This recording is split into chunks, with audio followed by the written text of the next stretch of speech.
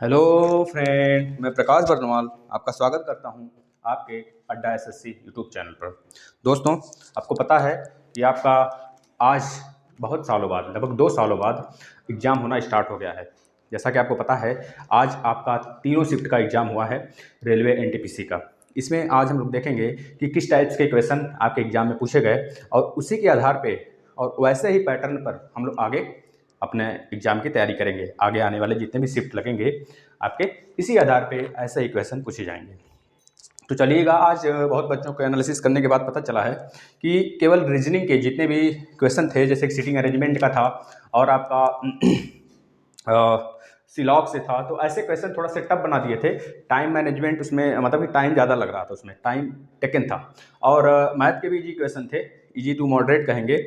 और आपके जो जीके जीएस थे वो तो काफ़ी इजी कहेंगे, और ऐसा भी नहीं कहेंगे कि ऐसे ही आने वाले शिफ्टों में पूछे जाएंगे। हाँ, यह तो जरूर कहेंगे क्योंकि स्टार्टिंग है, हो सकता है एग्जामिनर इजी क्वेश्चन दिया हो, उसके बाद आने वाला पैटर्न जो हो आपका थोड़ा सा चेंज देखने को मिलेगा, लेकिन इसी लेवल का रहेगा, ऐसे ही लेवल रहेंगे। और एक बात कहना चाहेंगे दोस्तों कि आपके जो एग्जाम में करंट अफेयर आ रहे हैं, वह इतना मान के चलिए, बहुत बड़ी खुशी की बात है कि 2020 से ही पूछा जा रहा है। करंट अफेयर लगभग 2020 का ही है। जैसे कि आप लोग देख रहे थे, दिल्ली पुलिस का हो गया, आपका जेल वार्डन का हो गया, इसमें पिछले सेट मतलब 2017 तक के भी करंट अफेयर पूछे गए थे। लेकिन इसमें क्या हो रहा है, 2020 के सिवा कोई भी बाहर का आ ही नहीं रहा है। मतलब कि आज जो तीनों शिफ्ट हम कराएंगे आपको, तो आप देखेंगे इसमें कि 2020 का ही करंट अफेयर आपको मिलेगा इसमें। ठीक है, तो चलें हम लोग स्टार्ट करते हैं अपने क्वेश्चन को, देखते हैं किस टाइप्स के क्वेश्चन पूछे गए हैं आपका। तो चलिए पहला क्वेश्चन लेते हैं। राज तरंगड़ी बुक, इसे पूछा गया था, राज तरंगड़ी बुक का जो लेखक हैं वो कौन है? तो आपको पता है, बहुत सिंपल क्वेश्चन है, कल्हड़। इसका आंसर क्या हो जाएगा? कल्हड़। ठीक है दोस्तों, दूसरा क्वेश्चन, सुकन्या समृद्धि योजना, यह किस लिए, इसमें क्या होता, मतलब यह क्यों चलाया गया था? तो आपको बता देना था, उसमें ऑप्शन था कई ठो, तो आपको बताना चाहिए था उसमें, बालिकाओं के उत्थान से संबंधित था। यह जो सुकन्या समृद्धि योजना चलाया गया था प्रधानमंत्री द्वारा, यह किससे संबंधित था? तो आप बता देंगे बालिकाओं के उत्थान से रिलेटेड था। ठीक है दोस्तों, एक और पूछ लिया गया था, सबरीमाला मंदिर, जो कि आपको पता है बहुतों बार यह विवादित रहा, क्योंकि महिलाओं का यहाँ पे जाना वर्जित था, तो इस वजह से यह विवादित मंदिर के नाम से जाना जाता है दोस्तों। क्योंकि आपको पता है यहाँ पे सुप्रीम कोर्ट का वर्डिक्ट भी आया था, उसको बाद में वो कैंसिल कर देते हैं अपना, फिर से अनुच्छेद 143 के थ्रू क्या करते हैं, फिर से अपने वर्डिक्ट को चेंज कर देते हैं। चेंज करने के बाद फिर से यहाँ से कहते हैं कि आप अगली सुनवाई, मतलब कि जब तक यह फैसला पूरा तरह से निर्णय पर नहीं आ जाता है, तब तक इसको हम टाल देते हैं अगले निर्णय के लिए। तो बस वही चीज़ था। सबरीमाला मंदिर पूछ लिया गया था आपसे, कहाँ पर है? तो आप बता देंगे सबरीमाला मंदिर जो है दोस्तों, ये आपका केरल में पड़ जाता है, केरल में। ठीक है ना। चलिए दूसरा क्वेश्चन, आगे चलते हैं। पर्यावरण अधिनियम कब आया था? सिंपल क्वेश्चन है, 1986, सॉरी हाँ 1986 आप बता देंगे, 1986 में पर्यावरण अधिनियम आया था, जैसा कि आपको पता होगा। मॉम, MOM, मतलब मंगलयान मिशन जो है, मंगलयान मिशन, मॉम मॉम करके था इसका नाम। तो यह कब गया था? तो आपको पता होना चाहिए दोस्तों, ये 2013 में तो लॉन्चिंग हुआ था, लेकिन पहुंचा था 2014 में। तो आपको जो उसमें क्वेश्चन था, लॉन्चिंग की अगर बात किया होगा तो 2013 लगा देंगे, अगर पहुंचने का बात किया हो तो 2014 लगा के चले आएंगे। चलिए, साउंड वेव किरणें, जो साउंड वेव किरणें होती हैं वह किससे नहीं पास होती हैं? साउंड वेव, आपको पता है साउंड किस में ट्रेवल करता है? जिसमें माध्यम, साउंड को ट्रेवल करने का के लिए माध्यम की आवश्यकता होती है। निर्वात में तो ट्रेवल नहीं करेगा वैक्यूम में, तो उसमें एक ऑप्शन था वैक्यूम, तो आप वैक्यूम लगाकर चले आए होते, वही आपका सही होता। चलिए नेक्स्ट क्वेश्चन की तरफ बात करते हैं। भारत के सबसे युवा राष्ट्रपति, बहुत खतरनाक क्वेश्चन पूछा है दोस्तों ये, तो ये बहुत ईजी है, लेकिन जो बच्चा पढ़ा रहेगा वही इसका आंसर दे सकता है। पहले शिफ्ट में पॉलिटी का 2 या 3 क्वेश्चन पूछा गया था, इसके बाद सब जनरल नॉलेज ही थे। ठीक है ना। तो आप लोग बिल्कुल भी यह नहीं सोचें कि काफ़ी हार्ड क्वेश्चन पूछा जा रहा है, बिल्कुल इजी क्वेश्चन पूछा जा रहा है, लेवल है बिल्कुल सबके लिए वही रहेगा। अब देखिए पूछा गया इसमें भारत के सबसे युवा राष्ट्रपति, हम आपको तीनों चीज़ बताएंगे, चारों चीज़ बताएंगे। युवा राष्ट्रपति, सबसे युवा राष्ट्रपति कौन थे, सबसे बुजुर्ग राष्ट्रपति कौन थे, और सबसे युवा प्राइम मिनिस्टर और सबसे बुजुर्ग प्राइम मिनिस्टर कौन थे भारत के, सब बताने वाले। देखिए यहाँ पे भारत के सबसे युवा राष्ट्रपति कौन थे, यह पूछा गया था। तो आपका आंसर क्या था इसमें? आपका आंसर इसमें क्या हो जाना चाहिए था? बता देंगे, नीलम संजीवा रेड्डी, नीलम संजीवा रेड्डी, संजीवा रेड्डी दोस्तों याद रखेंगे इनको। ठीक है, नीलम संजीवा रेड्डी। यह हमारे जो हिदायतुल्लाह साहब थे, जो आपके सबसे पहले मुस्लिम प्रेसिडेंट थे, उनके बाद यह बनते हैं। इनके और उनके बीच में जब उनका कार्यरत रहते हैं, उनकी मृत्यु हो जाती है, तो उनके बीच में एक आपके जो चीफ जस्टिस ऑफ इंडिया रहते हैं, उनकी नियुक्ति होती है, कुछ दिनों के लिए होती है, फिर उसके बाद नीलम संजीवा रेड्डी कार्यभार संभाल लेते हैं। चलिए देखते हैं नेक्स्ट। अगर पूछा जाता है भारत के सबसे बुजुर्ग राष्ट्रपति की जब बात होती है दोस्तों, तो बता देंगे आप प्रणब मुखर्जी, जिनका हाल ही में निधन हुआ है, प्रणब मुखर्जी साहब। ठीक है दोस्तों। इसके बाद अगर आपसे पूछा जाता है कि भारत के सबसे युवा प्राइम मिनिस्टर, तो आपको पता है आपके इंदिरा गांधी के एसेशन के बाद उनको बनाया गया था, राजीव गांधी जी को, तो आपको पता होना चाहिए। इसके बाद दोस्तों आपके अगर पूछा जाता है सबसे बुजुर्ग प्राइम मिनिस्टर, तो आप क्या बता देंगे? सबसे बुजुर्ग प्राइम मिनिस्टर की बात किया जाता है तो सबसे पहले गैर कांग्रेसी सरकार कब आई थी? तो आप बता देंगे 1978 में आई थी। तो उसी समय मोरारजी देसाई की नियुक्ति हुई थी। तो मोरारजी देसाई ये आपके सबसे वृद्ध प्राइम मिनिस्टर के नाम से जाने जाते हैं, याद रखेंगे दोस्तों। ठीक है, क्योंकि ऐसे क्वेश्चन आपसे अगर घुमाकर पूछेगा तो पूछ सकता है। संजीवा रेड्डी आंध्र प्रदेश के होते हैं दोस्तों। ये 1962 और 1956 में सीएम के पद को भी संभाले हुए होते हैं आंध्र प्रदेश में, याद रखेंगे। चलिए दूसरा क्वेश्चन, मतलब अगले क्वेश्चन की तरफ आ जाते हैं। सबसे सिंपलेस्ट क्वेश्चन अगर कहेंगे तो पेपर का ये पूछ लिया गया था, लोकसभा में मैक्सिमम सीट कितनी होती है? तो सबको पता है भैया, उसमें 550 भी ऑप्शन में था, 552 भी था, 545 भी था। कुछ बच्चे तो 545 मारे होंगे, क्योंकि उनको पता है इस समय फिलहाल में लोकसभा में सीट जो है दोस्तों वो आपका 545 है। और लेकिन अगर इसमें पूछा गया है आपसे मैक्सिमम सीट की बात की गई है, तो 552 आपका आंसर होगा। ठीक है ना। चलिए नेक्स्ट क्वेश्चन। अगर राज्यसभा में पूछेगा तो 250, सबको पता है। चलिए एक और क्वेश्चन पूछा था 2020 में, जो पर्यावरण दिवस का थीम है दोस्तों वो क्या है? तो जैव विविधता, यानी कि बायोडाइवर्सिटी। ये आपका पर्यावरण का जो इस समय 2020 में मनाया गया 5 जून को, वो आपका मतलब थीम उसका क्या था? जैव विविधता। आप यही लगाए होंगे, आपका यही सही होगा। अब देखिए यहाँ से आपको 3 दिवस तो बिल्कुल जुबान पर रटा होना चाहिए, जैसे कि 22 मार्च दोस्तों, 22 अप्रैल और 22 मई, यह तीनों, मार्च अप्रैल मई, इस तरह तीनों ट्रिक से याद कर सकते हैं। जैसे कि मार्च में आपका जल दिवस मनाया जाता है, अप्रैल में पृथ्वी दिवस और मई में जैव विविधता दिवस 22 मई को। ठीक है ना, याद रखेंगे इसको। अब देखिए खालसा पंथ की स्थापना कौन किया था, कौन से गुरु किए थे? तो ये तो सिंपल है, आपको दसों के दसों गुरु याद होने चाहिए भैया। देखो हम जब दिल्ली पुलिस का जब रिव्यू करा रहे थे उस समय, अगर जो भी बच्चा देखा होगा मेरे वीडियो, तो उसमें सब कुछ हम ओपनली बता रहे थे उसमें कि सब कुछ जितने भी क्रम से हैं, कौन से गुरु आए थे क्रम से, सब कुछ बताया गया है। यहाँ पे आप इतना समझ लें, जो आपका खालसा पंथ की स्थापना हुआ था वह गुरु गोविंद सिंह द्वारा हुआ था दोस्तों। गुरु गोविंद सिंह, पहले आपके गुरु नानक जी थे, गुरु नानक के बाद गुरु अंगद आते हैं, गुरु अंगद के बाद गुरु अमरदास, गुरु रामदास, गुरु अर्जुन देव।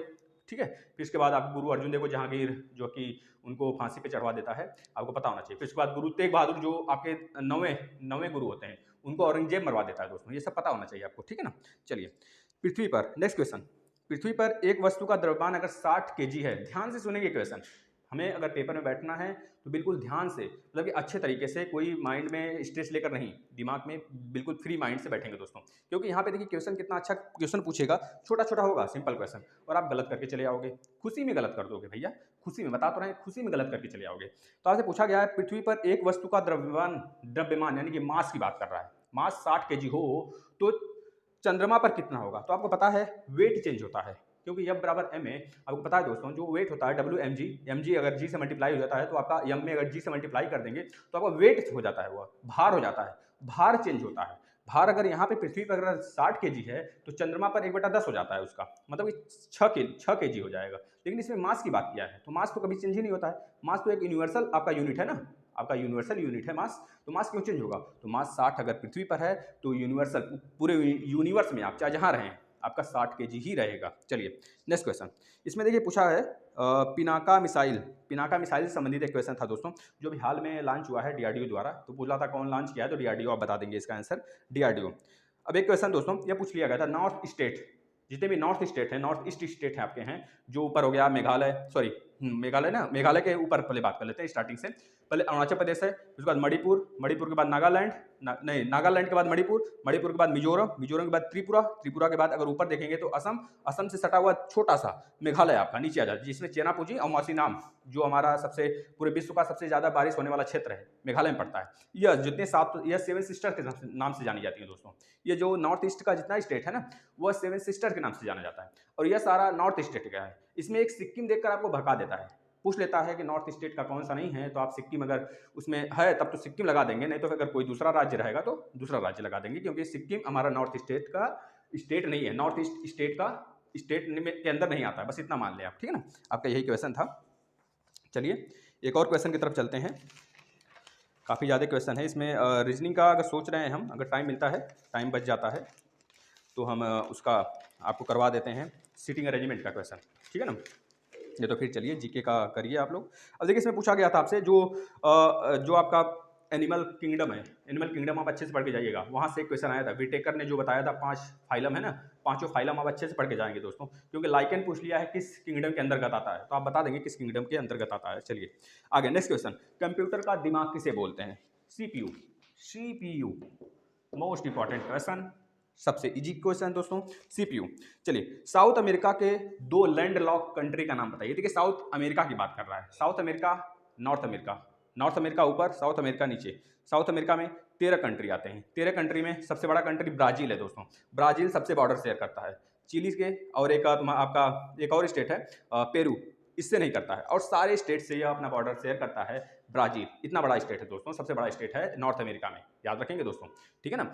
और यही आपका पेट्रोलियम क्षेत्र के भी ओपेक के अंतर्गत भी ब्राज़ील आ जाता है आपका, याद रखेंगे दोस्तों इसको, मोस्ट इंपॉर्टेंट क्वेश्चन है। ओपेक का हेडक्वार्टर अगर पूछा जाता है तो बताएंगे वियना में है, ठीक है ना। यहाँ पे जो क्वेश्चन पूछा गया है आपसे कि जो साउथ अमेरिका के 2 लैंडलॉक कंट्री हैं, लैंडलॉक कंट्री मतलब उनका बॉर्डर पानी से नहीं शेयर करता है, वैसे दोनों कंट्री के नाम बता दीजिए। 2 कंट्री हैं, एक पराग्वे है, एक बोलिविया है, दोनों का नाम याद रख लेंगे आप। इसी तरह अगर आपसे पूछ ले एशिया में लैंडलॉक कंट्री का नाम बताइए दोस्तों, एशिया के अंतर्गत, तो बताएंगे मिडल एशिया जो है, मिडल एशिया, जैसे भूटान तो मिडल एशिया में नहीं आता है, मिडल एशिया वाले सारे जो तान जिसमें लगा है सब के सब आपके लैंडलॉक कंट्री के अंतर्गत आ जाते हैं दोस्तों। इसको आप याद रख लेंगे, इसको ट्रिक से है, जैसे कि हमने बता दिया। अगर आप रटना चाहते हैं तो रट भी सकते हैं, जैसे आपका भूटान हो गया, नेपाल हो गया, तो ये सब भी लैंडलॉक कंट्री के अंतर्गत ही आएंगे दोस्तों। इसको आप याद कर लें, क्योंकि यहाँ से भी क्वेश्चन बन सकता है, ठीक है ना। चलिए जैसे कि अगर आपसे पूछ लिया जाता है और कि नॉर्थ अमेरिका का कौन सा कंट्री नहीं है, तो नॉर्थ अमेरिका के 13 ही कंट्री हैं, 13 के 13 को रट जाइए, 10 बार पढ़ लीजिए, याद हो जाएगा। जैसे कोलंबिया हो गया, इक्वाडोर हो गया, पेरू हो गया, चिली हो गया,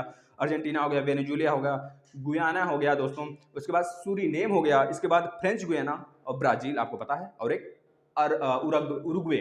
इतने कंट्री हैं, 13 के 13 आपको याद हो जाने चाहिए, ठीक है ना। इसमें जो पूछा गया था हमने बता दिया आपको, साउथ अमेरिका के 2 लैंडलॉक कंट्री, ठीक है। नेक्स्ट चलते हैं।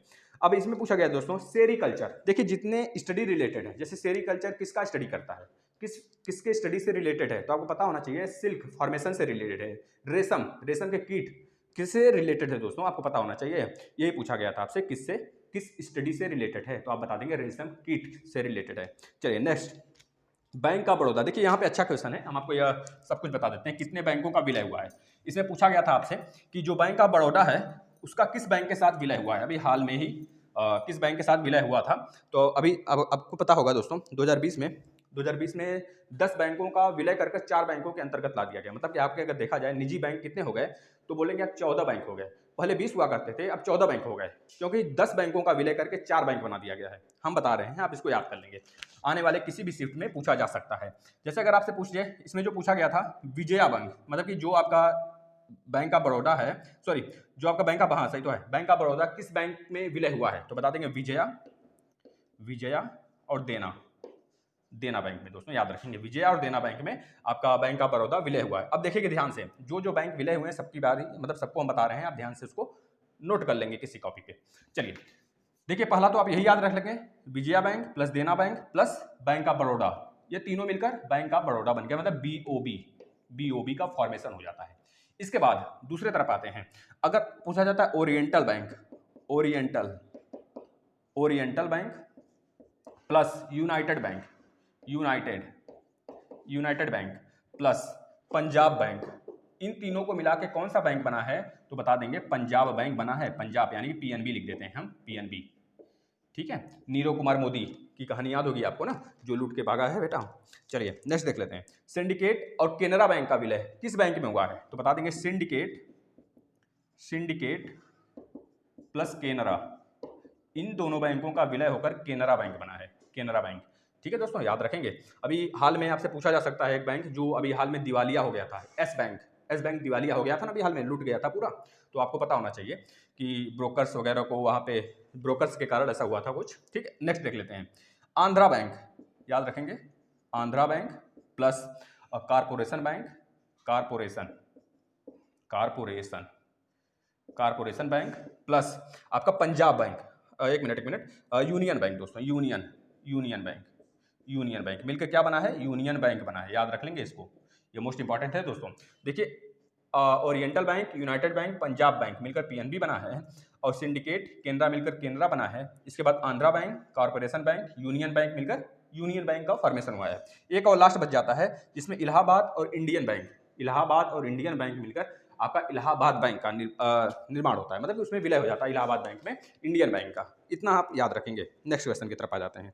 पूछा गया है अंतर्राष्ट्रीय ओजोन संरक्षण दिवस कब मनाया जाता है। देखिए ये क्वेश्चन कितनी बार रिपीट हुआ है, आपके दिल्ली पुलिस के भी किसी शिफ्ट में पूछा गया था ये, तो बता देंगे आप 16 सितंबर को, ठीक है ना, 16 सितंबर याद रखेंगे। ओजोन क्षरण दिवस मनाया जाता है उस समय, इंटरनेशनल ओजोन क्षरण दिवस याद रखेंगे दोस्तों।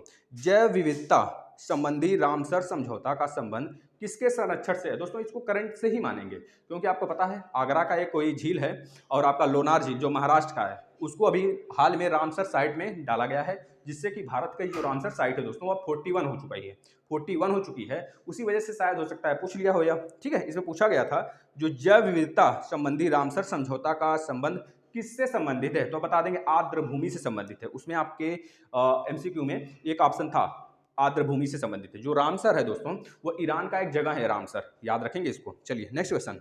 झारखंड राज्य के वर्तमान सीएम कौन है, तो बता देंगे हेमंत सोरेन है भैया, हेमंत सोरेन। जब आपका लोकसभा का चुनाव हो रहा था 17वीं लोकसभा का, तो उसी समय इसका भी चुनाव हुआ था। ठीक है, याद रख लेंगे इसको। झारखंड राज्य के वर्तमान सीएम कौन है, तो बता देंगे हेमंत सोरेन है, और गवर्नर कौन है, द्रौपदी मुर्मू जी हैं, याद रखेंगे दोस्तों। चलिए नेक्स्ट क्वेश्चन की तरफ आ जाते हैं। अनुच्छेद 49 की बात कर रहा है। देखिए यहाँ पे दो अनुच्छेद इंपॉर्टेंट है, ये डीपीएसपी के अंतर्गत आ जाता है दोस्तों। डीपीएसपी के अंतर्गत आता है आपका। डीपीएसपी कहाँ से लिया गया है, आयरलैंड के संविधान से लिया गया है, आप याद रखेंगे इसको। अनुच्छेद 49 और अनुच्छेद 50। अनुच्छेद 49 जो पूछा गया था दोस्तों, ये आपके मॉन्यूमेंट से, मतलब कि जितने भी भारत में आपके भारत में जितने भी मॉन्यूमेंट्स हैं, यानी कि स्मारक हैं, राष्ट्रीय स्मारक हैं, वस्तुओं के संरक्षण करने से संबंधित जितने भी आपके राष्ट्रीय स्मारक हैं, उनके संरक्षण का बात करता है अनुच्छेद 49। और अनुच्छेद 50 है जो दोस्तों, यह कार्यपालिका को न्यायपालिका से पृथक्करण करता है, इसको याद रख लेंगे आप, जो कि मोस्ट इंपॉर्टेंट है। यह आपके डीपीएसपी के अंतर्गत आता है, भाग 4 के अंतर्गत, याद रखेंगे इसको, ठीक है ना। चलिए नेक्स्ट क्वेश्चन। प्रधानमंत्री किसान सम्मान निधि योजना का शुभारंभ किस स्थान से हुआ था। आपको पता है दोस्तों, इसके एक साल लगभग हो रहे हैं इस योजना का शुभारंभ हुए, तो आप बता देंगे गोरखपुर से इसका अनाउंसमेंट हुआ था हमारे मोदी जी द्वारा, याद रखेंगे इसको। चलिए दूसरे क्वेश्चन की तरफ चलते हैं, इससे पहले इसको इरेज कर देते हैं थोड़ा सा। चलिए एक क्वेश्चन और पूछा गया दोस्तों, दीपिका पल्लिकल किस खेल से संबंधित हैं। दीपिका पल्लिकल किस खेल से संबंधित हैं, तो आपको उसमें ऑप्शन था स्क्वैश, आपको स्क्वैश लगाना चाहिए था, आपका आंसर राइट हो जाता। चलिए नेक्स्ट क्वेश्चन। सिंधु घाटी सभ्यता के लोग किसकी पूजा करते थे। देखिए इसमें कंफ्यूजन हो जाता है थोड़ा सा, बच्चे पशुपति लगा के आते हैं, वो भी सही भी होता है पशुपति, लेकिन अगर वहां पे मातृदेवी दिया होता है तो आपको मातृदेवी लगाना है, पशुपति नहीं। अगर मातृदेवी नहीं दिया है तब आप पशुपति लगाएंगे दोस्तों, नहीं तो गलत हो जाएगा, याद रखिएगा। पशुपति जो है ना वो वैदिक काल से स्टार्ट हुआ था, लेकिन अगर मातृदेवी दिया है और पशुपति दोनों दिया है, और सिंधु घाटी सभ्यता में पूछा गया है किसकी पूजा होती है, तो आप लगाएंगे मातृदेवी की पूजा होती है। लेकिन अगर मातृदेवी नहीं दिया है तो आप लगाएंगे पशुपति, ठीक है ना।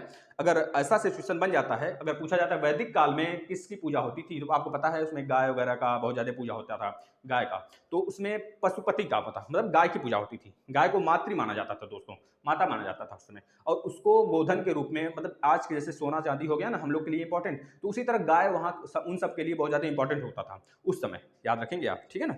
चलिए एक क्वेश्चन और पूछा गया था, ला लीगा के ब्रांड एम्बेसडर कौन है। अब बताइए ब्रांड एम्बेसडर आपको कराया गया है कि नहीं। आप आइए प्लेलिस्ट में देखिए, शानदार तरीके से एक एक टॉपिक आपको मिल जाएगा करंट अफेयर का दोस्तों, ठीक है ना। तो आप बता देंगे ला लीगा फुटबॉल के ब्रांड एम्बेसडर कौन बने हैं, तो बता देंगे रोहित शर्मा जी को बनाया गया, जो कि क्रिकेटर हैं दोस्तों, याद रखेंगे। इसके बाद नेक्स्ट क्वेश्चन, कौन सी नदी भूटान से होकर अरुणाचल प्रदेश से होते हुए भारत में आती है। तो आप तो लगाए होंगे ब्रह्मपुत्र, बहुत सारे बच्चे ब्रह्मपुत्र लगाए होंगे और हंसते हंसते भैया बाहर निकले होंगे परीक्षा हाल से। और मजे लेते होंगे। बाद में पूछे होंगे किसी फ्रेंड से, तो फ्रेंड बोला होगा ऐसा तो होगा ही नहीं, क्योंकि भूटान से बात किया है ना कि तिब्बत से बात किया है दोस्तों। तिब्बत के चोंगडुम ग्लेशियर से बात नहीं कर रहा है, यह बात कर रहा है भूटान से निकलती है, अरुणाचल प्रदेश होते हुए भारत में एंट्री करती है। तो बता देंगे मानस नदी है। क्या नाम है? मानस नदी है दोस्तों, याद रखेंगे इस नदी को, मोस्ट इंपॉर्टेंट है, आपको 1 नंबर दिला देगी अगर सही किए होंगे तो। नेक्स्ट क्वेश्चन, 2020 में एसबीआई के अध्यक्ष कौन नियुक्त हुए हैं? 2020 की बात कर रहा है, वहां पर लिख के दिया था। जिस बच्चे से हमें मिला है एक क्वेश्चन, वो बच्चा बोला है कि सर 2020 लिख के दिया था, 2020 में एसबीआई के अध्यक्ष कौन नियुक्त हुए हैं? तो बता देंगे दिनेश कुमार खारा। दिनेश कुमार खारा, दिनेश कुमार खारा, दिनेश कुमार खारा जी। ठीक है दोस्तों, चलिए नेक्स्ट क्वेश्चन, राज्यसभा का पदेन अध्यक्ष कौन होता है? तो राज्यसभा का पदेन अध्यक्ष वही होता है जो भारत का उपराष्ट्रपति होता है, और यह राज्यसभा के सदस्य नहीं होते हैं, आपको पता होना चाहिए। राज्यसभा का सदस्य नहीं होते हुए कौन राज्यसभा का सभापति होता है? तो आप बता देंगे उपराष्ट्रपति दोस्तों। उपराष्ट्रपति याद रखेंगे, जो भारत के दूसरे नंबर के नागरिक के तौर पे जाने जाते हैं। भारत में पहले नागरिक के तौर पे राष्ट्रपति होते हैं, दूसरे उपराष्ट्रपति आते हैं, तीसरे पीएम आते हैं, याद रखेंगे दोस्तों। कौन सा विश्व का पहला जो है, पहला नहीं, इसमें पूछा गया है, 1 मिनट रुकिएगा।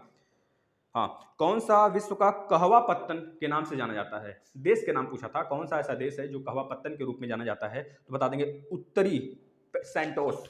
उत्तरी सेंटोस दोस्तों, याद रखेंगे, नॉर्थ सेंटोस, नॉर्थ सेंटोस। चलिए थोड़ा हिंदी थोड़ा इंग्लिश सब हो जाएगा। चलिए नेक्स्ट दूसरा क्वेश्चन की तरफ चलते हैं हम लोग। इसमें पूछा गया था दक्षिण भारत की सबसे ऊंची चोटी। देखिए इसमें 2 तरह से पूछता है, बच्चे गलत करके चले आते हैं और लगा देते हैं दोदा बेटा। तो दोदा बेटा नहीं दोस्तों, आपको अनाईमुड़ी लगाना है, जो कि यह क्वेश्चन, केवल इस क्वेश्चन की बात करें ना, तो जो दिल्ली पुलिस का एग्जाम हुआ था उसमें काफी बार रिपीट हुआ था दोस्तों। हर एक शिफ्ट में लगभग हम कहें 2-3 दिन बाद जो एग्जाम हो रहे थे, सब सारे शिफ्ट में रिवीजन हो रहा, मतलब रिपीट हो रहा था। आप इसको याद रख लें, आने वाले शिफ्टों में आपके भी रिवीजन होगा दोस्तों, इस पर पूछा जाएगा आपसे। इसमें पूछा गया है दक्षिण भारत की सबसे ऊंची चोटी, तो बताएंगे अनाईमुड़ी। अब आगे वाले आने वाले शिफ्ट में यह पूछा जा सकता है दक्षिण भारत की दूसरी सबसे ऊंची चोटी, तो बता देंगे भैया दोदा बेटा पूर्वी घाट की महेंद्रगिरी चोटी। याद रखेंगे, महेंद्रगिरी चोटी पूर्वी घाट की सबसे ऊंची चोटी है। इस सबको याद होना चाहिए दोस्तों, जितनी भी ऊंची चोटियां हैं चारों हमारे कोरों पर, सबको याद होना चाहिए, आपको सब याद होना चाहिए, ठीक है ना, यह पूछा जा सकता है यहाँ से। चलिए नीलगिरी जो श्रेणी है दोस्तों, ये हमारे दक्षिण भारत के दोनों घाट को, मतलब कि पूर्वी घाट और पश्चिमी घाट दोनों को जोड़ती है। यह पूछा जा सकता है आपसे। यह भी पूछा जा सकता है आपसे कि दक्षिण भारत की सबसे लास्ट वाली चोटी कौन सी है, जिसको किस नाम से जानते हैं? तो उसमें अगर आपको रहेगा ऑप्शन में कार्डमम की पहाड़ियां, इलायची श्रेणी, तो आप उसी को लगाएंगे, याद रखिए उसको, ठीक है ना। चलिए नेक्स्ट क्वेश्चन, जीएसटी। देखिए यहाँ से हम आपको 2 चीज आपका क्लियर करेंगे। जीएसटी किस संविधान संशोधन से संबंधित है? तो आप तो लगाकर आ जाएंगे आराम से, 101वां संविधान संशोधन, जो कि 2016 में हुआ था, ठीक है। 2016 में यह बिल के तौर पे बन गया था, इस वजह से 101वें संविधान संशोधन के नाम से जानते हैं। लेकिन अगर आपसे पूछ लेता है कौन सा बिल है, यह बिल कब पारित हुआ था, तो बता देंगे, आप कब बताएंगे ये कौन से नंबर का बिल था? बता देंगे दोस्तों, ये 122वें नंबर का बिल है, जो कि 2014 में मतलब कि यह बिल के तौर पे पेश किया गया था लोकसभा में। लेकिन वह धीरे धीरे 4 साल होते होते, मतलब 2 साल के अंदर वह एक्ट बन गया। 2016 में यह हमारा जीएसटी के रूप में उभर कर आया, 101वां संविधान संशोधन, आपको पता होना चाहिए। चलिए, यह सबसे पहले अगर हम देखा जाए भारत में किस राज्य में लागू हुआ था, तो बता देंगे असम में लागू हुआ था सबसे पहले, ठीक है, असम राज्य में। अगर पूरे देश में देखा जाए सबसे पहले जीएसटी कहाँ लागू हुआ था, तो बताएंगे फ्रांस में लागू हुआ था, ठीक है ना। इमैनुअल मैक्रोन वहाँ के प्राइम मिनिस्टर, याद रखेंगे, प्राइम मिनिस्टर की प्रेसिडेंट, आप याद रखेंगे इसको।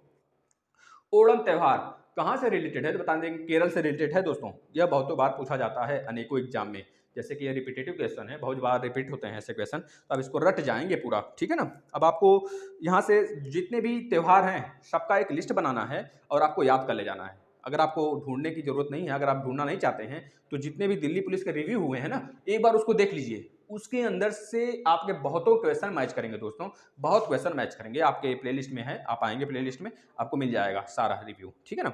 अब देखिए खानवा का युद्ध पूछा था, किससे रिलेटेड है और कब हुआ था, तो खानवा आपको पता है, पानी पिया खाना खाया चंदेरी गया घाघरा खरीदा, ये तो बहुत ही पुराना ट्रिक है भैया। तो पानी पिया 1526, खाना खाया 1527, फिर चंदेरी गया 1528, घाघरा खरीदा 1529। जो घाघरा वाला युद्ध है दोस्तों, वो बाबर और अफगानों के साथ हुआ था, याद रखेंगे उस समय। अब अफगान की हार हुई थी और बाबर की जीत हुई थी। इसी तरह आपका पानीपत का जो पहला युद्ध है 1526 में, वो बाबर और इब्राहिम लोदी के साथ हुआ था, जो कि दिल्ली सल्तनत के लोदी वंश का लास्ट शासक रहता है, याद रखेंगे, जिसमें कि लोदी का हार हुआ था, उसको बुरी तरीके से कह लीजिए उसको हरा दिया गया था जबरदस्ती, ठीक है ना। इसके बाद दूसरा जो लड़ाई होता है 1526 के बाद 1527 में राणा सांगा के साथ होता है। वही पूछा गया है आपसे कि जो खानवा का युद्ध होता है कब हुआ था, तो बताएंगे 1527 में हुआ था, आपके राणा सांगा के साथ हुआ था दोस्तों। इसके बाद जो तीसरा लड़ाई हुआ था बाबर का, तीसरा जो हुआ था दोस्तों 1528 में हुआ था, चंदेरी की लड़ाई के नाम से जानते हैं, Chanderi battle, battle of Chanderi के नाम से जानते हैं, जो कि राणा सांगा के ही मित्र रहते हैं, उनका नाम होता है दोस्तों मादनी राय। मादनी राय के साथ हुआ था, मादनी राय का हार हुआ था और बाबर का जीत हुआ था। बाबर का सबसे लास्ट जो लड़ाई होता है दोस्तों, लास्ट बैटल होता है, वही होता है आपका घाघरा का युद्ध। इसमें बाबर जीत जाता है, उसके बाद बाबर की मृत्यु हो जाती है और हुमायूं को राजपाट सौंप दिया जाता है, याद रखेंगे। चलिए नेक्स्ट क्वेश्चन, नाबार्ड का हेडक्वार्टर कहां पर है, तो बता देंगे मुंबई में है। नाबार्ड का हेडक्वार्टर मुंबई में है भैया, याद रखेंगे। चलिए फीफा, अब देखिए फीफा विश्व कप 2026 का आयोजन कहां पे होने वाला है, यह आपसे पूछ लिया गया था। तो बहुत सारे बच्चे बोले थे यह सर पूछा गया था या फिर 2022 वाला पूछा गया था, हम दोनों ले लिए हैं। 2022 वाला कतर में होने वाला है और 2026 वाला आपका 3 देश में होगा दोस्तों, नॉर्थ अमेरिका के 3 देशों, मैक्सिको, अमेरिका मतलब यूएसए, उसके बाद कनाडा, ये तीनों मिलकर करेंगे, ठीक है ना। इसके बाद अगर आपसे पूछ लेता है महिला वाला कहां होने वाला, महिला फीफा, तो आप बता देंगे ऑस्ट्रेलिया में होने वाला है। 2021 में महिला फीफा वर्ल्ड कप कहां होने वाला, बता देंगे भारत में होने वाला दोस्तों, इसको याद रखिएगा, मोस्ट इंपॉर्टेंट है भारत वाला। जैसे कि आपका एक क्वेश्चन और पूछा गया, अभी आगे आएगा तो हम बताएंगे, जैसे ब्रिक्स है, ब्रिक्स वाला भी सम्मेलन 2021 में भारत में ही होने वाला है, अभी हाल में रूस में हुआ था, रूस में, याद रखेंगे इसको। चलिए एससीओ का भी रूस में हुआ था, आपको पता होना चाहिए ये सब सारी चीजें, ठीक है ना। चलिए धामेक स्तूप कहां पे स्थित है, धामेक, धामेक स्तूप आपको पता होना चाहिए दोस्तों, ये सारनाथ के यूपी में, मतलब यूपी के सारनाथ में स्थित है, बनारस, आपको पता होना चाहिए। इसके बाद मोतीलाल नेहरू, देखिए यहाँ पे कंफ्यूजन वाला थोड़ा सा यह सवाल है, हम इसको बता रहे हैं, कुछ बच्चे तो यह करके छोड़ दिए होंगे, क्योंकि जो बच्चा एक अध्यक्षता आईएनसी की केवल, अब ऐसा तो है नहीं, एक पर्सन है तो एक ही अध्यक्षता किए होंगे, या तो एक आध दो के साथ, जैसे महात्मा गांधी जी के साथ हुआ होगा, तो 1924 वाला बेलगांव अधिवेशन केवल एक बार कर्नाटक में वही, मतलब वह किए थे, उसके बाद वह कोई अधिवेशन नहीं करते हैं। इसी तरह बहुत सारे हमारे नेता हैं जो कि एक ही अधिवेशन किए थे, लेकिन मोतीलाल नेहरू 2 अधिवेशन किए थे दोस्तों। पहला अधिवेशन इनका हुआ था 1919 में, जलियांवाला हत्याकांड के बाद अमृतसर में हुआ था दोस्तों, याद रखेंगे, अमृतसर में। और जो दूसरा हुआ था वह 1928 में हुआ था। इसके जस्ट बाद नेहरू जी करते हैं, जवाहरलाल नेहरू जी 1929 में करते हैं, ठीक है। जवाहरलाल नेहरू जी का 1929 में भी होता है और 1931 में भी होता है, 1933 बताओ, 1931 में तो वल्लभ भाई पटेल जी करते हैं, याद रखेंगे। 1928 में भी इनका हुआ था, किसका, हमारे मोतीलाल नेहरू जी का। यह कहाँ हुआ था, तो बता देंगे कोलकाता अधिवेशन हुआ था, कोलकाता, याद रखेंगे दोस्तों, ठीक है, दोनों याद रख लेंगे। इसमें से जो पूछा गया रहा हो, आपको जो ऑप्शन था आप लगाए होंगे, शायद अगर 1919 था तो 1919 लगा दिए होंगे, अगर 1928 था तो 1928 लगा दिए होंगे, दोनों सही है, दोनों में इनकी अधिवेशन हुई थी, मतलब यह अध्यक्षता किए थे आईएनसी के, क्या नाम था उनका, मोतीलाल नेहरू जी, मोतीलाल नेहरू जी दोनों का अधिवेशन किए थे दोस्तों। और जो 1928 वाला है ना, इसी समय यह स्थापना हुआ था, इंडिया यूथ कांग्रेस का स्थापना हुआ था, इंडिया यूथ कांग्रेस का फॉर्मेशन हुआ था, IYC का, याद रखेंगे। अब देखिए इसमें पूछा गया नेक्स्ट क्वेश्चन, सोशल हार्मोनी पुस्तक किसका है, तो नरेंद्र मोदी जी का है, आपको पता होना चाहिए, नरेंद्र मोदी जी का है सोशल हार्मोनी पुस्तक, ठीक है दोस्तों। चलिए नेक्स्ट क्वेश्चन, मुस्लिम लीग की स्थापना कब हुई थी, तो आपको पता होना चाहिए 1906 में हुआ था मुस्लिम लीग की स्थापना, याद रखेंगे दोस्तों, ठीक है। मुस्लिम लीग की स्थापना कब हुई थी, तो बता देंगे 1906 में ढाका अधिवेशन में, मतलब कि हाँ 1906 ढाका अधिवेशन बांग्लादेश में हुआ था, याद रखेंगे इसको। चलिए ब्रिक्स सम्मेलन आ गया, देखिए वही क्वेश्चन जो हम आपसे पूछने वाले थे, ब्रिक्स अधिवेशन 2021 कहाँ पे होगा, तो बता देंगे भारत में होगा, ठीक है ना दोस्तों। चलिए sport person of the year 2019 दिवस या फिर किस खिलाड़ी को दिया गया है, तो बता देंगे दिवस किस खिलाड़ी को दिया गया है, तो बता देंगे रानी रामपाल, जो आपके हॉकी के प्लेयर हैं, हॉकी महिला प्लेयर, याद रखेंगे दोस्तों। इनको इस बार राजीव गांधी का भी अवार्ड दिया गया है, आपको पता होना चाहिए ये सब सारी चीजें, ठीक है दोस्तों। राजीव गांधी का अवार्ड दिया गया है ना, इनको पढ़ लीजिएगा, 5 लोग को दिया गया राजीव गांधी अवार्ड, ठीक है ना। जैसे कि इस बार रोहित शर्मा को भी मिला है, रोहित शर्मा जी को भी इस बार राजीव गांधी अवार्ड मिला है, याद रखेंगे दोस्तों। द्रोणाचार्य अवार्ड, राजीव गांधी अवार्ड, जितने भी खेल रत्न के अंतर्गत आते हैं, अर्जुन अवार्ड वगैरह ना, सब कुछ आप याद करके जाएंगे, जो कि वहां से क्वेश्चन बन सकता है, एक बार रिवीजन कर लेंगे तो बेटर होगा। चलिए अगर आपको अवार्ड चाहिए तो अवार्ड हम पीछे नीचे लिंक में नीचे, अगर वीडियो के नीचे लिंक मतलब पिन करवा देंगे हम, आप वहां से क्लिक करके डायरेक्ट अवार्ड पे जा सकते हैं, ठीक है ना। चलिए अगर आपको चाहिए होगा, अगर आप चाहते हैं कि सर करंट के 2-3 वीडियो बना दीजिए जैसे खेल पे है, तो आप कमेंट करिएगा, हम वीडियो बना देंगे फटाफट रात में ही। चलिए इसके बाद अगर आपसे पूछा जाता है स्पोर्ट पर, ये तो हो गया ना, आगरा में किस मुगल शासक का टॉम्ब है, ठीक है ना, तो बता देंगे भैया अकबर का टॉम्ब है। चलिए नेक्स्ट क्वेश्चन, किस सभा की स्थापना गांधी जी ने नहीं किया था। तो इसमें जो भी थे सब सारे किए थे, केवल विश्व भारती सभा उसमें था एक ऑप्शन में। बच्चा बोला था कि सर विश्व भारती सभा दिया था उसमें, जो कि विश्व भारती सभा एक ऐसा सभा था कि जिसकी स्थापना गांधी जी नहीं किए थे। जैसे हरिजन समाज है इसकी स्थापना किए थे, बहुत सारे सभा का गांधी जी स्थापना किए थे, लेकिन विश्व भारती सभा का स्थापना नहीं किए थे। अब विश्व भारती सभा का स्थापना कौन किया था आप कमेंट करेंगे, ठीक है। ये हो सकता है कल वाले शिफ्ट में ही अगर आपका पेपर है तो पूछा जा सकता है 13 दिन के अंदर दोस्तों, ठीक है ना। चलिए, कुचिपुड़ी नृत्य कहाँ का नृत्य है, तो बता देंगे भैया आंध्र प्रदेश का नृत्य है कुचिपुड़ी, जो कि हमारे जुबान पर है दोस्तों, याद रखेंगे।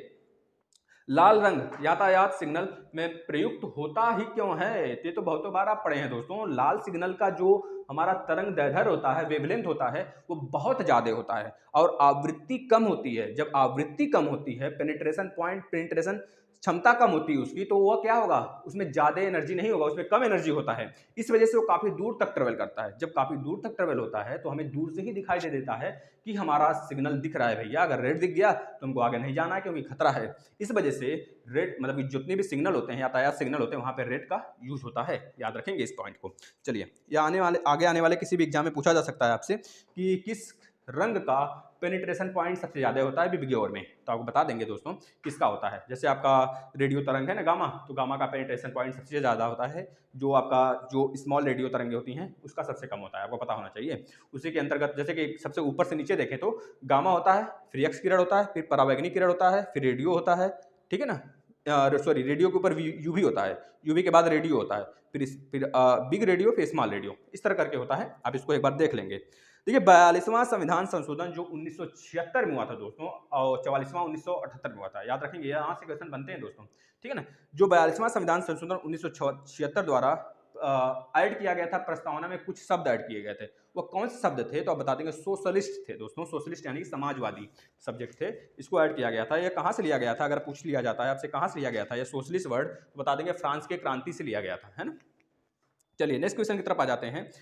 किसे आईएसआई चिन्ह प्रदान नहीं किया जाता है, तो उसमें दिया था किसे प्रदान किया जाता है। जैसे गुड्स, बहुत ज्यादा गुड्स होते हैं, आईएसआई मतलब हो गया इंडियन स्टैंडर्ड इंस्टीट्यूट दोस्तों, अर्थ भारतीय मानक संस्थान, यह होता है आईएसआई का मतलब। आईएसआई किसको नहीं दिया जाता है, तो जो आपके होजरी सामान होते हैं ना, होजरी के माल होते हैं जो, उसको नहीं दिया जाता है, और सारे गुड्स को दिया जाता है। जैसे कि विद्युत से संबंधित हो गया, जैसे इलेक्ट्रॉनिक्स से रिलेटेड कोई आपके गुड्स हो गए, इसको दिया जाता है। आपके बिस्कुट हो गए, टॉफी हो गए, इन सबको यह ब्रांड दिया जाता है दोस्तों। इसको ब्रांड, जैसे कपड़ा के ब्रांड हो गए तो उनको ब्रांड दे दिया जाता है आईएसआई का। आईएसआई चिन्ह प्रोवाइड कर दिया जाता है उनसे कि आपका जो प्रोडक्ट है ना वो काफ़ी अच्छा है, वो आपका मतलब कि उसमें कोई भी प्रॉब्लम्स नहीं है, मतलब अच्छा माना जाएगा आपके प्रोडक्ट्स को। नेक्स्ट क्वेश्चन, भरतनाट्यम संबंधित है किस राज्य से, तो बता देंगे तमिलनाडु राज्य से संबंधित है। सबसे बड़ा पक्षी जो उड़ नहीं सकता, तो बताएंगे शुतुरमुर्ग। लेकिन सबसे बड़ा पक्षी जो दौड़ सकता है, तो बताएंगे तब भी शुतुरमुर्ग। पूछा जाए आपसे सबसे बड़ा मतलब कि एक सेल, सबसे बड़ा एक कोशिकीय सेल किस पक्षी का होता है, तो बता देंगे शुतुरमुर्ग के अंडे को बोलते हैं सबसे बड़ा एक कोशिकी, ठीक है दोस्तों, एक कोशिकी, याद रखेंगे। चलिए, लोग पूछते हैं ना सबसे पहले अंडा आया कि मुर्गी आई। अब मुर्गी तो 2 कोशिकी है भैया, मुर्गी पहले थोड़ी आएगी, पहले अंडा ना आया होगा, अंडा एक कोशिकी है। अर्थ पे सबसे पहले एक कोशिकी आया है, तो अंडा जब एक कोशिकी है तो एक कोशिकी का जन्म पहले हुआ है, इसके बाद 2 कोशिकी का हुआ है, तो याद रखेंगे दोस्तों इसको। चलिए, मशीनी भाषा क्या है, उसमें दिया था कोबोल जैसे हो गया, बहुत सारे भाषा होते हैं, मशीनी भाषा होते हैं, मशीनी लैंग्वेज होते हैं, लेकिन उसमें ऑप्शन दिया था तो उसमें ऑप्शन दिया था बाइनरी नंबर, बाइनरी कोडिंग। तो बाइनरी कोडिंग भी एक मशीनी लैंग्वेज है दोस्तों। बाइनरी में 2 ही कोडिंग यूज ही होता है आपका, 0 और 1, ठीक है, याद रखेंगे। डेसिमल में आपके 0 से लेकर 9 तक यूज होते हैं, 10 नंबर यूज होते हैं, 0 1 2 3 4, ठीक है, इस तरह 9 तक याद रखेंगे। चलिए, प्रत्यक्ष लोकतंत्र क्या है, तो इसमें प्रत्यक्ष लोकतंत्र अगर आप अच्छे तरीके से पढ़े हुए हैं पॉलिटिक्स, तो उसको बता देंगे दोस्तों प्रत्यक्ष लोकतंत्र क्या है। उसमें ऑप्शन दिया रहेगा, जो आपको सबसे अच्छा ऑप्शन लगेगा, इससे मिलता जुलता आपका जो माइंड सेट जहाँ पे सेट हो जाता है, आपको लगेगा हाँ ये ऑप्शन टिक करने लायक है, अब उसको टिक कर देंगे। क्या पूछा गया था, प्रत्यक्ष लोकतंत्र क्या है, तो आप बता देंगे यह एक ऐसा लोकतंत्र है जिसमें लोग नीति निर्माण कार्य तथा प्रशासन में संबंधित भाग लेते हैं, प्रशासन से संबंधित क्षेत्रों में भाग लेते हैं, ऐसा कुछ अगर लिखा रहे। 1 मिनट रुकिए, तो मक्खी परेशान कर दी है। चलिए, नेक्स्ट क्वेश्चन, चीनी के उत्पादन में उपोत्पाद, चीनी के उत्पादन में जो उपोत्पाद सीरा मिलता है हमें, उत्पादन के बाद जो सीरा मिलता है दोस्तों, उससे हम क्या बना सकते हैं, मतलब किसमें चेंज कर सकते हैं, तो एल्कोहल बनाया जा सकता है। उसमें जो ऑप्शन था किण्वन वगैरह आप पढ़े होंगे जो केमिस्ट्री में, तो आप इसको एक बार पढ़ के जाएंगे। ईथर हो गया, किण्वन हो गया, एस्टर हो गया, ठीक है, ऑल हो गया, ठीक है, एसिडिक हो गया, सब कुछ पढ़ के जाएंगे दोस्तों। OH वाला पढ़ के जाएंगे, OH वाला पढ़ के जाएंगे, CHO वाला पढ़ के जाएंगे, सब कुछ पढ़ के जाएंगे एस्टर वगैरह, जिससे क्वेश्चन बनेगा दोस्तों। याद रखिए, आप इतना आसान मत समझिए कि आज आसान पेपर पूछ दिया तो हर सेट में थोड़ा सा आसान आएगा, तो इतना मान के चलिए मॉडरेट ही रहेगा। लेकिन यही क्वेश्चन हो सकता है ना पूछे तो आपसे हट के पूछ लिया, आप तो इस पर डिपेंडेंट होंगे, आपको तो इस तरह के क्वेश्चन पूछे जाएंगे ना। आपको सिर्फ यहाँ से यह सीखना है दोस्तों कि ऐसे ही क्वेश्चन आएंगे, नॉर्मल क्वेश्चन, ज़्यादा हार्ड क्वेश्चन नहीं आएंगे, तो आपको नॉर्मल क्वेश्चन ही पढ़ के जाने हैं। अब ऐसा नहीं कि आप इसी पे डिपेंडेंट हो जाइए, इस पे डिपेंडेंट नहीं होना। देखिए जो बात सही है वही बात हम बोलना चाह रहे हैं दोस्तों, कि हमारा मकसद है कि अगर आपका 2 साल बाद पेपर हो रहा है ना, तो इस बार आपका सिलेक्शन होना चाहिए बस। चलिए नेक्स्ट क्वेश्चन की तरफ चलते हैं। प्रत्यक्ष लोकतंत्र हो गया भैया।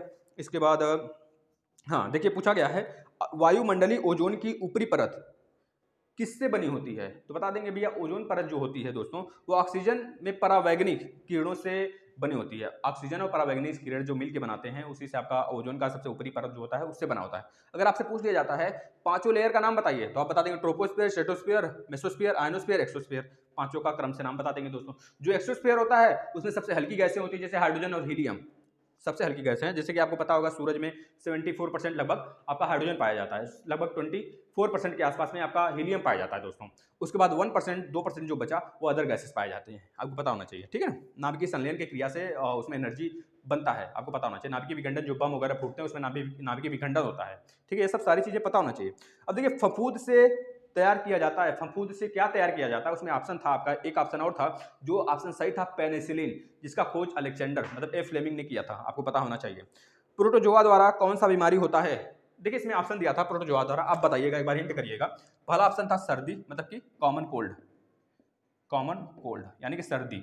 दूसरा ऑप्शन था दोस्तों निमोनिया। और तीसरा ऑप्शन था सी वाला, तीसरा ऑप्शन था मलेरिया। और चौथा ऑप्शन था हैजा। बताइए इसमें कौन सा प्रोटोजोआ से संबंधित रोग है, तो बता देंगे मलेरिया है भैया प्रोटोजोआ से संबंधित। इसके बाद नेक्स्ट क्वेश्चन की तरफ आ जाते हैं। जो दूसरों के सहारे जीवित रहते हैं उन्हें क्या कहते हैं, जो खुद जीवित रहते हैं उन्हें स्वपोषी कहते हैं। जो दूसरों के सहारे जीवित रहते हैं दोस्तों उन्हें बोलते हैं परपोषीय, याद रखिएगा परपोषी। जैसे हम लोग क्या हैं, हम लोग किसी पे आश्रित हैं पेड़ पौधों पर, लेकिन पेड़ पौधे किस पे आश्रित हैं, किसी पे आश्रित हैं नहीं आश्रित हैं, तो स्वपोषी हो गए, ठीक है ना। जो किसी पे आश्रित हैं वह तो हो गए हमारे क्या, जो किसी पे आश्रित हैं वह तो हो गए परपोषी, लेकिन जो किसी पे आश्रित नहीं है वह हो गए स्वपोषी दोस्तों। जैसे पेड़ पौधे हो गए, आपको पता होना चाहिए वो अपना खाना खुद बनाते हैं और खुद खाते हैं। आप खाना खुद बनाते हैं कि मम्मी बनाती हैं, बताइए। चलिए नेक्स्ट क्वेश्चन। नर्मदा बचाओ आंदोलन से जुड़े हैं, उसमें दिया था अगर दो लोग जुड़े हैं दोस्तों, मेधा पाटेकर और बाबा आमटे, दोनों में से जो भी ऑप्शन में आपको रहा हो आप उसको टिक कर देंगे। मेधा पाटेकर अगर रहेगा तो मेधा पाटेकर सही हो जाएगा, अगर बाबा आमटे रहा तो बाबा आमटे भी सही होगा। जो कि गुजरात और मध्य प्रदेश महाराष्ट्र नर्मदा नदी जो है ना उसी पे डैम बनाने के लेकर विवाद हुआ था दोस्तों। वो लोग नहीं बनाने देना चाहते थे क्योंकि वहाँ के पर्यावरण को हानि हो रही थी, क्षति हो रहा था। इस वजह से इन लोगों ने आवाज उठाई कि हमें पर्यावरण को बचाना है। इसी तरह एक बार और हुआ था आपको पता होगा चिपको आंदोलन उत्तराखंड में, बहुगुड़ा, याद करिए वह बहुगुड़ा जी संबंधित हैं चिपको आंदोलन से, जो कि चिपक गए थे पेड़ को लेकर दोस्तों, पेड़ों को काटने नहीं दे रहे थे उस समय वो आंदोलन हुआ था, आपको पता होना चाहिए वो चिपको आंदोलन था। या आपका कौन सा आंदोलन है, नर्मदा बचाओ आंदोलन, जिससे रिलेटेड है मेधा पाटेकर जी, बाबा आमटे, दोनों याद रखेंगे। इन लोगों को अवार्ड भी दिया गया था दोस्तों, right livelihood award, livelihood award in लोग को अवार्ड दिया गया था 1991 में दिया गया था, आप याद रखेंगे 1991 में दिया गया था, 1991 में लाइवलीहुड अवार्ड इन लोग को दिया गया था दोस्तों, याद रखेंगे। नेक्स्ट क्वेश्चन की तरफ बढ़ते हैं। तो भारतीय संविधान की प्रारूप समिति के अध्यक्ष कौन थे, तो बता देंगे डॉक्टर भीमराव अंबेडकर जी थे। नेक्स्ट क्वेश्चन की तरफ बढ़ते हैं। तो आर्यों से रिलेटेड एक क्वेश्चन पूछा गया था, आप इसमें देख लेंगे आर्यों का आगमन से रिलेटेड एक क्वेश्चन था, उसमें हमको क्लियर नहीं है, बच्चा दिया था सर ऐसे क्वेश्चन था तो हमने आपको बता दिया कि आर्य से रिलेटेड अगर क्वेश्चन आया है तो आप इसको पढ़ के जाएंगे। आर्यों से रिलेटेड पूरा इतिहास दोस्तों रात भर में छान दीजिए पूरा। चलिए नेक्स्ट क्वेश्चन। सांची क्यों विख्यात है, सांची क्यों विख्यात है, तो बता देंगे सबसे बड़ा बौद्ध स्तूप के नाम से भी विख्यात है दोस्तों। अभी आगे पीछे पूछा गया था ना सांची स्तूप कहाँ पे स्थित है इस तरह, और यहाँ पे पूछ लिया गया सांची स्तूप क्यों विख्यात है, सबसे बड़ा बौद्ध स्तूप के लिए विख्यात है, आपको पता होना चाहिए। महावीर पुरस्कार किसको दिया जाता है, महावीर पुरस्कार जो होता है वह किसको दिया जाता है, तो बता देंगे सर्वोत्तम पहलवान जो होता है, ठीक है, सर्वोत्तम पहलवान जैसे विजेंद्र जी हैं। आपके और कौन सबसे खतरनाक पहलवान दोस्तों हैं, वे हरियाणा के, देखिए उनका नाम नहीं आता रहा है हमको, उनको 2019 में भारत राजीव गांधी अवार्ड भी दिया गया है। देखिए 65 किलो वजन में वो खेलते हैं दोस्तों, उनका नाम देखिए बजरंग पुनिया, याद रखिएगा बजरंग पुनिया। ठीक है दोस्तों, यह पूछा जा सकता है आपसे, बजरंग पुनिया किस खेल से रिलेटेड हैं। ठीक है ना। चलिए नेक्स्ट क्वेश्चन, मूर्ति कला के क्षेत्र में सुविख्यात हैं, उसमें 4-5 ऑप्शन था, 4 ऑप्शन था, उसमें एक जो थी वही उसका आंसर सही होगा, सरोजा वैद्यनाथ। याद रख लेंगे, ये क्वेश्चन रिपीट हो सकता है। सरोजा वैद्यनाथ मूर्ति कला से संबंधित हैं दोस्तों। अब आपको यहाँ पे पता हो गया मूर्ति कला आया है, तो आप साहित्य कला भी पढ़ के जाएंगे, जो हस्तकरघा कला है उसको भी पढ़ के जाएंगे। ठीक है ना, सारे कला जितने भी, जैसे आपके बिहार में सबसे ज्यादा कला है, कला से कलाएं बहुत ज्यादा वहाँ पे, मतलब कि वहाँ पे जो भी चित्रकारी वगैरह है दोस्तों वहाँ बहुत ज्यादा होता है, आपको पता होना चाहिए, ये आप पढ़ के जाएंगे। ठीक है ना। नेक्स्ट क्वेश्चन, कलाकारी वह भी बालू के टीले पर, बालू के टीले पर जो कलाकारी किया गया था 2020 में दोस्तों, उसके लिए जो गिनीज बुक ऑफ अवार्ड दिया गया वो किसको दिया गया, तो बताते हैं सुदर्शन पटनायक को दिया गया दोस्तों, जो कि बिहार से रिलेटेड हैं। यह चीज आपको याद होना चाहिए। 1 मिनट, मक्खी पहचान कर दी है दोस्तों। 70 जो 17वां बाफ्टा पुरस्कार था 2017 में, किस फिल्म ने 5वें श्रेणी में पुरस्कार जीता है, बता देंगे लाला लैंड, सॉरी लाल लैंड, लाल लैंड या फिर लाला लैंड करके हैं दोस्तों। ये 70 नंबर के जो बाफ्टा पुरस्कार हुआ था 2017 में, वो यही जीते हैं। विश्व रेडियो दिवस कब मनाया जाता है, तो बता देंगे आप 15 फरवरी को मनाया जाता है। यह क्वेश्चन भी पूछा गया था आपके दूसरे शिफ्ट में, दूसरे शिफ्ट का क्वेश्चन है दोस्तों, अभी तीसरे शिफ्ट का स्टार्ट होगा। फिल्म सेंसर बोर्ड का मुख्यालय कहाँ पर है, तो बता देंगे मुंबई में है। फिल्म सेंसर बोर्ड का कहाँ पे रहेगा, जहाँ पे रहेंगे लोग हमारे एक्टर एक्ट्रेस, उसी जगह तो होगा भैया। चलिए मुंबई में, आपको पता है, ट्रिक से याद कर लीजिए। ठीक है, मुंबई सबसे ज़्यादा शहरी आबादी वाला क्षेत्र, आपको पता होना चाहिए। मुंबई आपका एक कह लीजिए आइलैंड है दोस्तों। ठीक है ना, यहाँ से बहुत ज़्यादा पेट्रोलियम वगैरह का खनन होता है, आपको पता होना चाहिए। चलिए, भारत छोड़ो आंदोलन के समय कांग्रेस के अध्यक्ष कौन थे, तो बता देंगे मौलाना अबुल कलाम आजाद जी, और यही सबसे लंबे समय तक थे दोस्तों, 1948 तक थे दोस्तों। यही सबसे युवा थे, आईएनसी की अध्यक्षता करने वाले सबसे युवा व्यक्ति कौन थे, तो मौलाना अबुल कलाम आजाद, जो कि हमारे पहले शिक्षा मंत्री रहते हैं। यह बात याद होनी चाहिए आपको। यह 1942 में हुआ था आपका भारत छोड़ो आंदोलन। इसके बाद जब गांधी जी को अरेस्ट कर लिया जाता है, आपको यह सब सारी बातें पता होना चाहिए, कहाँ पे अरेस्ट हुआ था। ठीक है, गांधी जी के कहाँ पे नजरबंद किया गया था, किस जेल में, यह भी पता होना चाहिए दोस्तों आपको। ठीक है ना। इसके बाद अगर पूछा जाता है इस समय वायसराय कौन था भारत का, तो बता देंगे लॉर्ड लिथगो। ठीक है ना। चलिए नेक्स्ट क्वेश्चन, यूरोप का सबसे बड़ा नगर लंदन। ठीक है, भक्ति आंदोलन के जन्मदाता किसे माना जाता है, रामानुजाचार्य को माना जाता है भक्ति आंदोलन के जन्मदाता, याद रखेंगे। विश्व सुंदरी चुनी जाने वाली भारत की पहली महिला, मोस्ट इंपॉर्टेंट है दोस्तों, आपको पता होना चाहिए कौन है। रीता फारिया जी 1966 में चुनी गई, 1994 में चुनी गई, ऐश्वर्या राय चुनी गई, 2017 में चुनी गई मानुषी छिल्लर जी, सब पता होना चाहिए आपको। ठीक है ना। चलिए नेक्स्ट क्वेश्चन, अभी इसमें टोनी एन सिंह सुनी गई हैं, टोनी एन सिंह आपके, और मिस वर्ल्ड आपका कौन सुना गया है, miss universe Tony N Singh, और टोनी एन सिंह दोस्तों, एक मिनट, हाँ टोनी एन सिंह, और मिस वर्ल्ड है रोजी विनी टुंजी। याद होना चाहिए सब सारी चीजें, जो कि दिल्ली पुलिस में हजारों बार पूछा गया था, मतलब कि हजारों बार इन द सेंस, समझ जा रहे हैं आप लोग, तो बहुतों बार पूछा गया था। चलिए नेक्स्ट क्वेश्चन, भारतीय पुनर्जागरण के पिता किसे कहा जाता है, राजा राम मोहन राय जी को कहा जाता है दोस्तों, भारतीय पुनर्जागरण का पिता, याद रखेंगे। इसके बाद सती प्रथा का भी इन्होंने ही उन्मूलन किया 1929 में। इसके बाद इन्होंने ही आत्मीय सभा का स्थापना किया 1815 में। वेदांत सोसाइटी इन्हीं के द्वारा बनाया जाता है 1816 में। इसके बाद ब्रह्म सभा की स्थापना 1928 में इन्हीं के द्वारा किया जाता है। ये सब सारी बातें आपको याद होनी चाहिए। और यही इंग्लैंड गए थे, इंग्लैंड में ही इनकी मृत्यु हो जाती है, ये बात आपको पता होना चाहिए। किसके समय गए थे, तो बता देंगे अकबर सेकंड के समय, जो कि नॉर्थ मुगल का काल स्टार्ट हो गया था दोस्तों। उसके समय इनको अकबर जो सेकंड था वही भेजा था इनको, कहाँ पे, यूके में, वहीं पे जाकर इनकी मतलब मृत्यु हो गई थी, याद रखना है आपको। कब मृत्यु हुआ था इनका, तो आप बता देंगे 1957 के आसपास में हुआ था क्या, एक बार आप देख लेंगे इसको, तो 1957 बोले, 1857 के आसपास में दोस्तों, सॉरी 1857 के आसपास में हुआ था।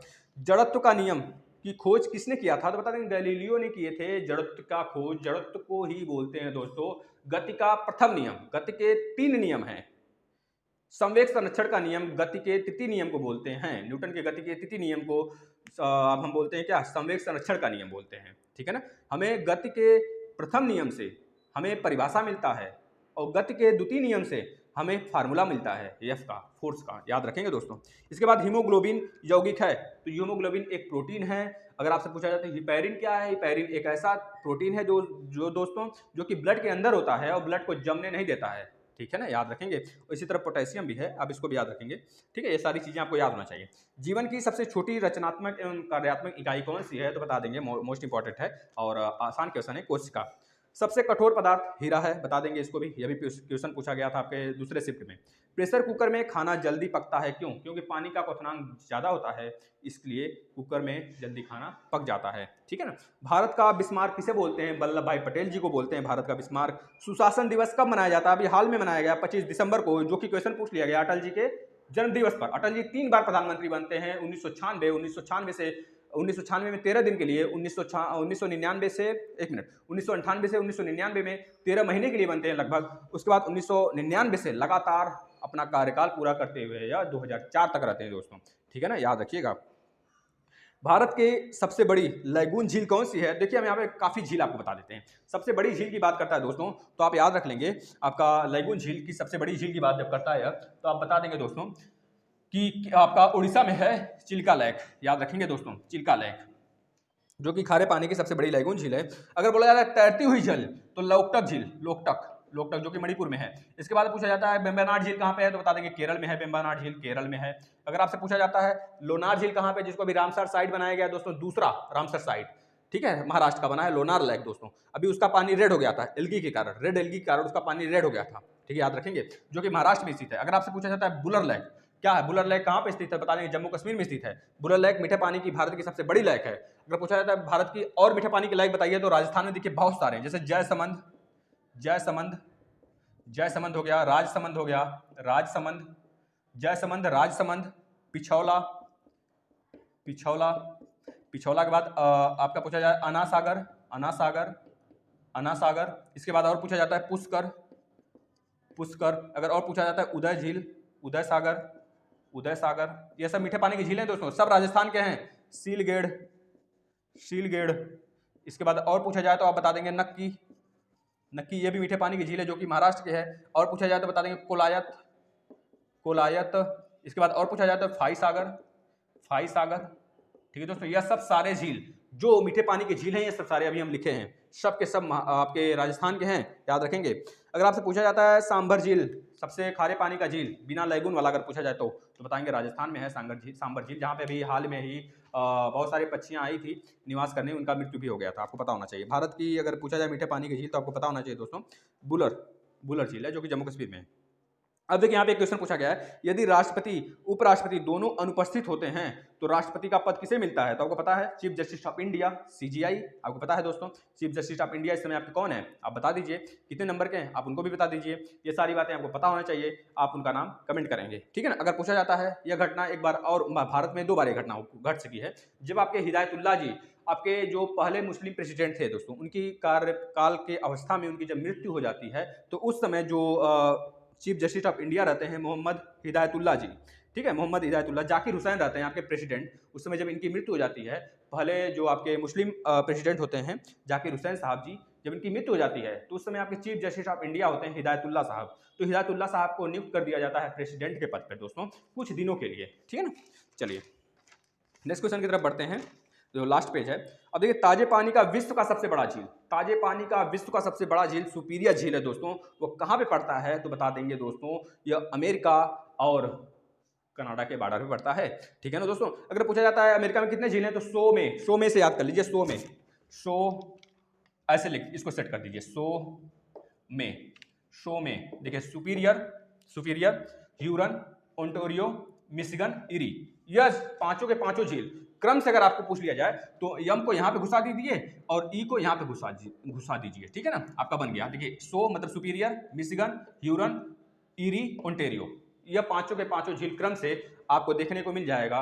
उंगली नुमा कहाँ पे बना हुआ है, अमेरिका और कनाडा के बॉर्डर पे। अमेरिका और कनाडा का बॉर्डर 49 पैरेलल रेखा से अलग होता है। 38 पैरेलल रेखा अगर पूछा जाए किसके किसके देश के बीच में है, तो बता देंगे नॉर्थ कोरिया, साउथ कोरिया के बीच में है। अगर आपसे पूछा जाता है दोस्तों, और क्या आप याद कर लेंगे, 10 डिग्री, 9 डिग्री, 8 डिग्री, ये सब याद करके जाएंगे दोस्तों, ठीक है ना। 22 डिग्री भी याद कर लेंगे, 22 डिग्री नहीं होगा तो बता दीजिए, कमेंट करिएगा, हम बता देंगे अगले वाले सेशन में। चलिए नेक्स्ट क्वेश्चन, बेरिंग सोडा का रासायनिक नाम क्या है, बेकिंग सोडा बेरिंग नहीं, बेकिंग सोडा का रासायनिक नाम आपसे पूछा गया है, तो बता देंगे जो खाने वाला सोडा होता है ना, उसी को बेकिंग सोडा बोलते हैं, NaHCO3। अगर बोला जाता है धावन सोडा का रासायनिक सूत्र क्या है, तो कैल्शियम कार्बोनेट के साथ 10H2 जोड़ देंगे, CaCO3 sorry Na2CO3, sodium calcium carbonate तो खड़िया हो जाता है दोस्तों, sorry sodium carbonate Na2CO3 into 10H2O, ठीक है ना, ये बोल देंगे आप, ये सोडियम कार्बोनेट प्लस 10H2O मतलब इंटू 10H2O आपका हो जाता है जो धावन सोडा होता है। अगर आपसे पूछा जाता है कि सोडियम हाइड्रोक्साइड बताइए, तो बता देंगे NaOH, ठीक है ना। अगर पूछा जाता है आपसे बिना बुझा वाला चूना, तो CaO बता देंगे ना दोस्तों, कैल्शियम ऑक्साइड। ये सब सारी चीजें आपको याद होना चाहिए। पर्यावरण दिवस 5 जून, अभी पूछा गया था पिछले वाले में, मतलब पहले शिफ्ट में पर्यावरण दिवस का थीम इसमें पूछ लिया गया, पर्यावरण दिवस कब मनाया जाता है। बैंक वाला हो गया ना, एक मिनट।